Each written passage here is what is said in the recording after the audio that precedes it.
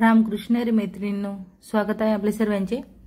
तर आजच्या व्हिडिओत आपण बघणार आहेत खूप सुंदर असं हा जो ड्रेस आहे ना, याची संपूर्ण कटिंग आणि स्टिचिंग मी तुमच्यासोबत शेअर करणार आहे। तर हा जो काही ड्रेस आहे तो आपण ट्रिपल अस्तर मध्ये शिवून घेणार आहेत, म्हणजे याला 2 अस्तर आपण लावून घेणार आहेत। ठीक आहे, कारण कापड खूप बारीक आहे आणि यासोबत जे अस्तर आलेलं आहे ते देखील तसंच आहे की ज्यामुळे त्यावर शिलाई जी आहे ती व्यवस्थित बसणार नाही। तर मग अजून आपल्याला याला कॉटनचे अस्तर लावायचे आहे। जसं की तुम्ही बघू शकता, असे डिझायनर जेव्हा ड्रेस येतात ना, ज्यावरती म्हणजे नेकला डिझाइन असते, पुढे फ्रंट नेकवर डिझाइन असते, मग अशा वेळेस तुम्ही गळ्याला रुंदी किती घेणार किंवा गळा जसा आहे तसा प्रॉपर तुम्हाला कसा बनवता येणार आहे याची सविस्तर माहिती तुम्हाला आजच्या ह्या व्हिडिओत बघायला मिळणार आहे। तर व्हिडिओ खूप महत्त्वपूर्ण आहे, स्किप न करता पूर्ण शेवटपर्यंत बघा, तेव्हाच तुम्हाला कळणार आहे। तर इथे सर्वप्रथम मी कॉटनचे अस्तर घेतलेला आहे। तर कॉटनच्या अस्तरवर बघा, जेव्हा आपण ड्रेसला अस्तर लावून घेतो ना, तर ड्रेसची जी उंची असते त्याहून आपल्याला अस्तरची उंची 2 इंचाने कमी घ्यायची असते। ठीक आहे, जर का उंची 40 इंच तुम्हाला तयार ड्रेस घ्यायचे असेल तर तुम्ही इथं 38 इंच उंचीला अस्तरची उंची घ्या आणि इथं मी शोल्डर तसंच मुंडा खोली, त्यानंतर माझे हा जो काही ड्रेस मी बनवून घेते त्याचे संपूर्ण जे माप आहेत ते मी तुम्हाला स्क्रीनवरती दिलेले आहेत, तुम्ही बघू शकता। तर हा जो काही ड्रेस आहे ना तो मी बनवून घेते बरोबर, म्हणजे तसं बघायला गेले तर ब्लाउजचं माप जर घेतलं तर 38 मापाचं आहे आणि ड्रेससाठी आपण याला 40 मापानुसार बनवून घेतोय। ठीक आहे, आता ही कंबर उंची आहे, कंबर उंचीवर कमरेचं माप घ्यायचं, सीट घेरवरती सीट घेरचं माप घ्यायचं।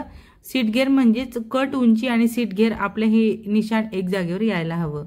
वर जेवढे पॉइंट आहेत ना आपले तेवढेच पॉइंट आपल्याला खाली लावायचे आहेत, म्हणजे एक लाईनमध्ये आपली ही लाईन अशी यायला हवी की जेणेकरून कट जे आपण बनवणार ना ते एकदम सरळ असे तयार होतील आणि एकदम परफेक्ट असं आपल्या ड्रेसला इथं लुक आपण देऊ शकणार। तर सर्वप्रथम आपण इथं अस्तरची कटिंग करून घेतोय।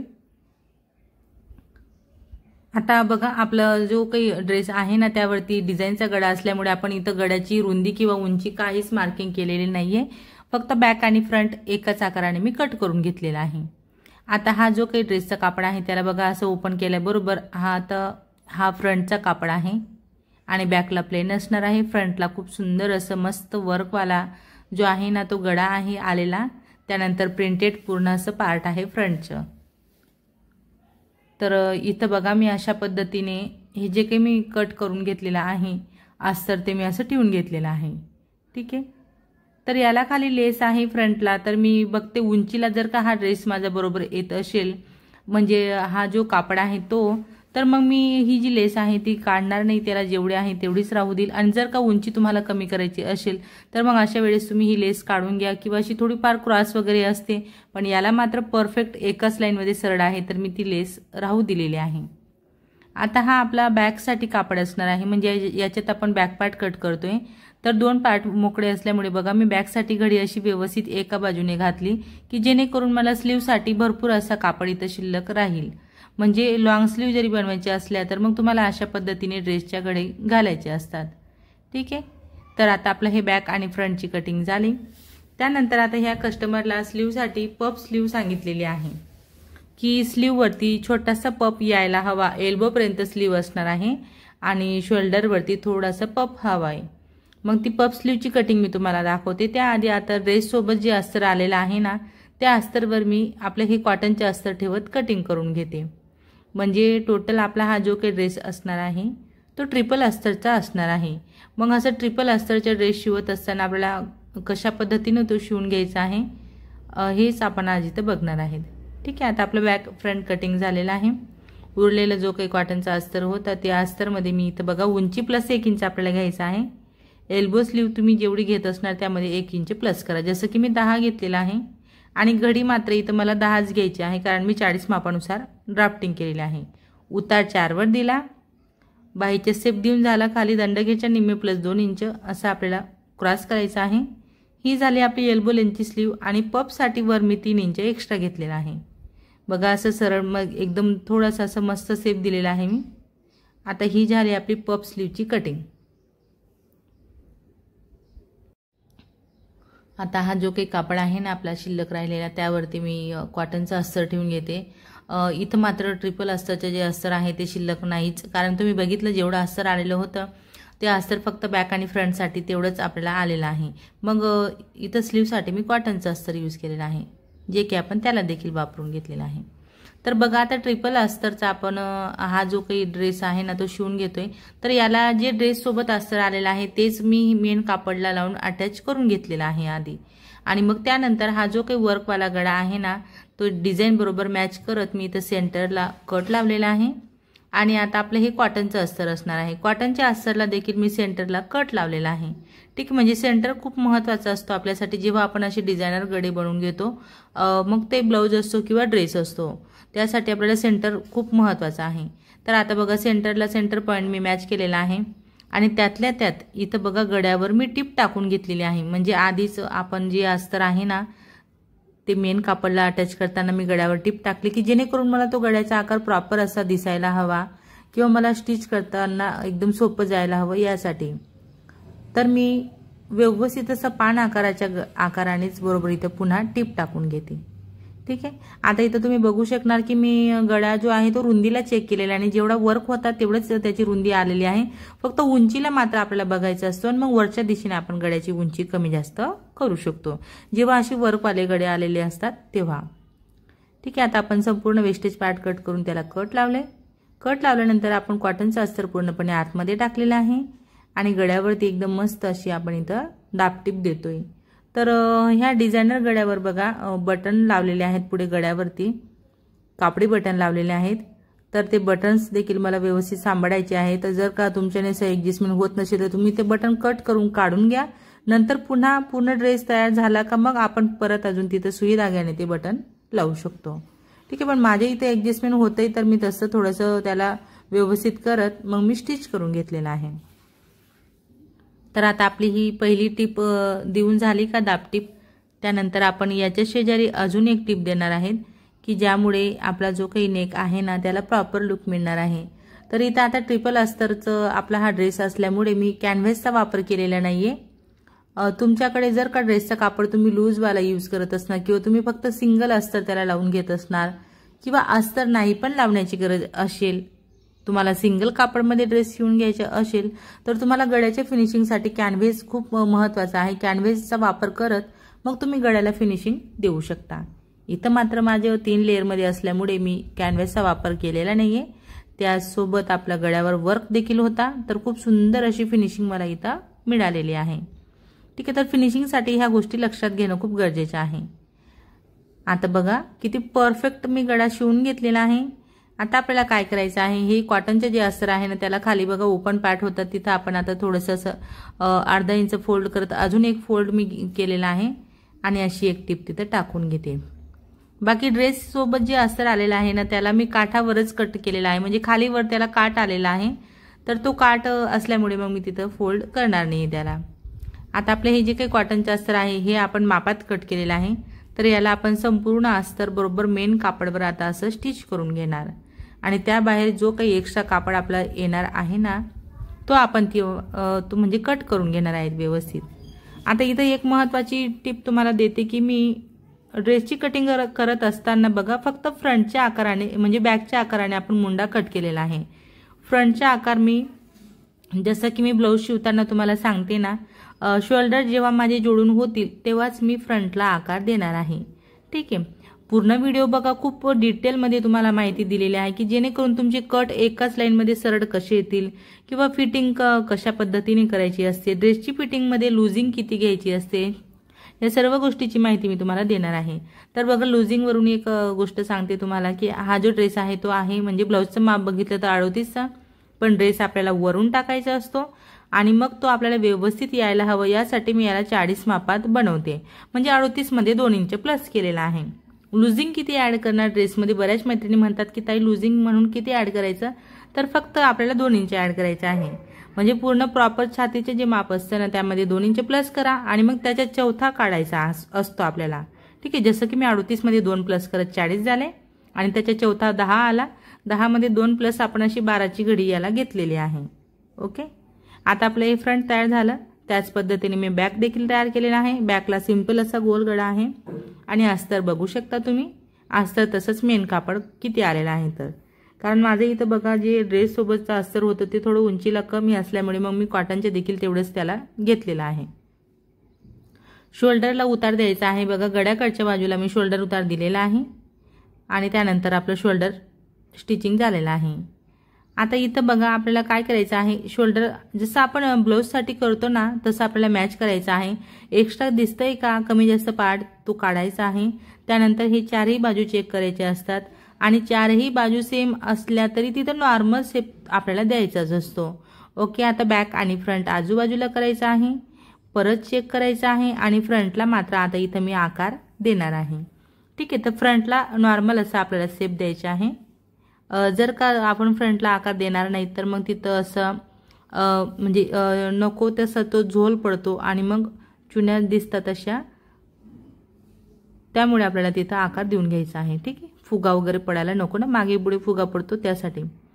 आता आपल्या ह्या स्लीव जशा कटिंग केल्या तशा मी स्टिच करून घेतल्या। आता त्यांना पप कसा घ्यायचा त्यासाठी आपण सेंटरला कट लावला आणि पप म्हणजे कस्टमरने आपल्याला फक्त नॉर्मल असं पप सांगितलेलं आहे, म्हणून मी काय करते आता इथं की प्लेट्स अशा पद्धतीने घेते की सेंटरपासून 2 इंच इकडे आणि तिथूनच मी सुरुवात केलेली आहे की 2 ते 3 प्लेट ह्या बाजूला, 2 ते 3 प्लेट त्या बाजूला, म्हणजे मोजून बघा फक्त 4 प्लेट आलेल्या आहेत, 2-2 प्लेट आजूबाजूला आणि प्लेटांची दिशा एकाच बाजूला घेतलेली आहे कारण फक्त आणि फक्त नॉर्मल पप त्यांना हवा होता।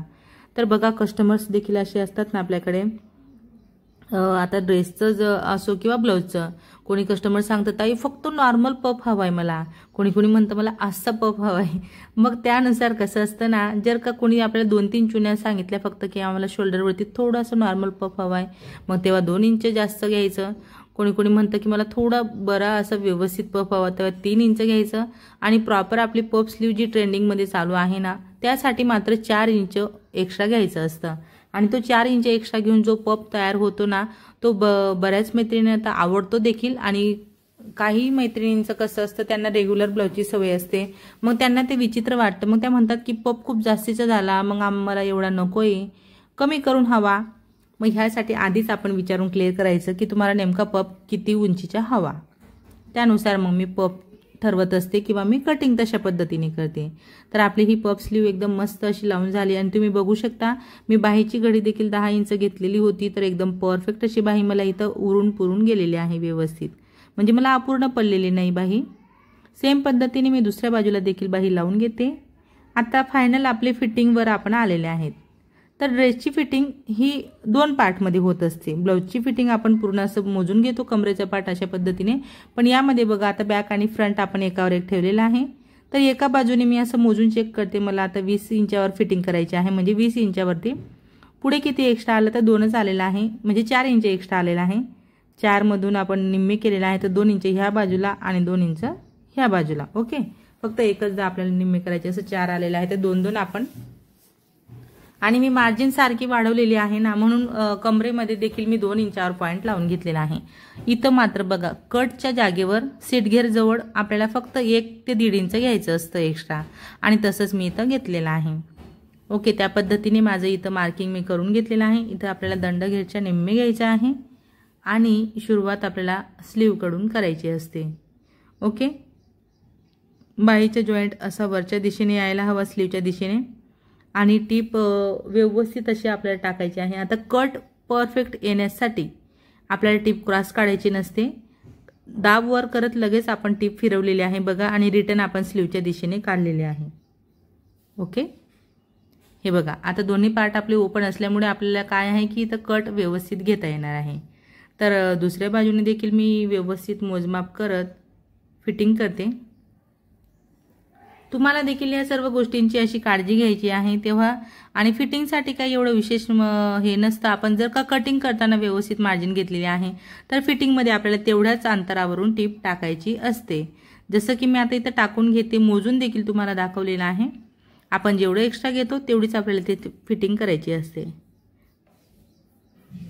आता बरोबर मध्ये जो स्पेस सुटणार आहे ना, छातीचा जो पार्ट आहे आतमध्ये तो 20 इंचचा सुटलेला आहे, आणि कमरेत देखील बरोबर आपल्याला जेवढं हवं तेवढं सुटलेलं आहे, आणि सीट घेरला देखील तसंच। आता हा बघा, हा जो पार्ट आहे तो असा आपला ओपन असतो ना, मग तिथं आपल्याला एक्स्ट्राचा जो काही पार्ट आहे तो असा आतमध्ये फोल्ड करायचा, अजून एक फोल्ड करायचा फिनिशिंगमध्ये कट। आता मी असा वरून खालीपर्यंत हाताने प्रेस करून घेतलेला आहे आणि सुरुवात आपल्याला खालच्या दिशेने करायची आहे। ओके, एकाच लेअरमध्ये आणि एकसारखं एक लाईनमध्ये आपल्याला हा जो काही कट आहे ना तो असा बनवून घ्यायचा आहे। तर आता मी टिप कशी टाकते तुम्ही लक्षपूर्वक बघा, म्हणजे तुम्हाला कळेल बरोबर। बऱ्याचशा मैत्रिणींना ड्रेस तर शिवता येतो पण कट जमत नाही। कट परफेक्ट येण्यासाठी स्क्वेअरमध्ये कट कसा येतो तर इथं बघा। आता अशा पद्धतीने आता मी वरपर्यंत आलेले आहे आणि इथं आपल्याला सुई आतमध्ये थांबवायची आहे, कापड फिरवायचा आणि हा असा इकडे फोल्ड करायचा। हा झाला स्क्वेअर। परत सुई आतमध्ये थांबवायची, कापड फिरवायचा आणि असं फोल्ड करत एकाच टिपमध्ये आपला हा जो कट आहे ना तो इथं तयार आपण करणार आहेत। आता मी बरोबर कटचे जे अंतर आहे ते अर्धा इंचचं घेतलेलं आहे, म्हणजे फोल्ड करत मी त्याला बरोबर अर्धा इंचावर आपले 2 टिप अशा येणार आहेत कट वरती। ओके, आता ही टिप टाकून झाल्यानंतर आपण याला पलटवून घेणार आणि एक टिप आता आपली शिद्यावरून येणार आहे बघा अशा पद्धतीने। आता ही जी टिप आहे ना ही एकदम कॉर्नर वरती म्हणजे एकदम काठावर आपण घेतोय आणि सरळ अशी टिप घ्यायची आहे। इथं पॉइंट जवळ आपल्याला सुई थांबवायची असते आणि लगेचच फिरवायचं असतं। किती परफेक्ट पद्धतीने आपला कट तयार झाला ना, बघू शकता तुम्ही। सेम पद्धतीने मी दुसऱ्या बाजूला देखील करते। जर का तुमचं इथं कट जवळ कापड थोडा जास्तीचे शिल्लक राहत असेल 2 इंच तर तुम्ही कट करू शकता आणि तुम्हाला हवा तेवढाच तुम्ही कापड इथं ठेवू शकता की जेणेकरून तुम्हाला फोल्ड करताना व्यवस्थित तो कापड जाईल, म्हणजे जास्त पण तुमच्या कापड असं फोल्डिंगमध्ये जायला नको। जसं की माझ्या बघू शकता तुम्ही, फक्त एक फोल्ड करून अजून एक फोल्ड करते म्हणजे फिनिशिंग त्याला ऑटोमॅटिक इथं मिळते। तर बघा सीट गिअरचं जे काही माप असतं ना आपलं तेवढंच माप आपल्याला खाली गिअरसाठी घ्यायचं असतं, तेव्हा कुठे जाऊन आपले हे जे कट असतात ते सारखे येतात। आणि आता बघा चारही पार्ट सेम येण्यासाठी इथं खूप महत्त्वाचा पॉइंट आहे जो की मी तुम्हाला इथं दाखवणार आहे। ठीक आहे, आता आपले एक बाजूचे कट पूर्ण झाले। आता तेच पार्ट मी घेतलेला आहे आणि ह्या बाजूला मी लावून बघते। आता असं चेक करायचं आहे आणि कापड किती शिल्लक राहतोय तेवढाच कापड आपल्याला इकडे असं फोल्ड करायचं आहे। ओके, अशा पद्धतीने मी मोजून चेक केलेला आहे आणि तशाच पद्धतीने मग मी इथं हा कापड असा इथं फोल्ड केलेला आहे की जेणेकरून फ्रंट आणि बॅक दोन्हीचे जे कट आहेत ना कट घेर परफेक्ट यायला हवा, ह्यासाठी आपल्याला ह्या गोष्टी करणे खूप गरजेचे असतात।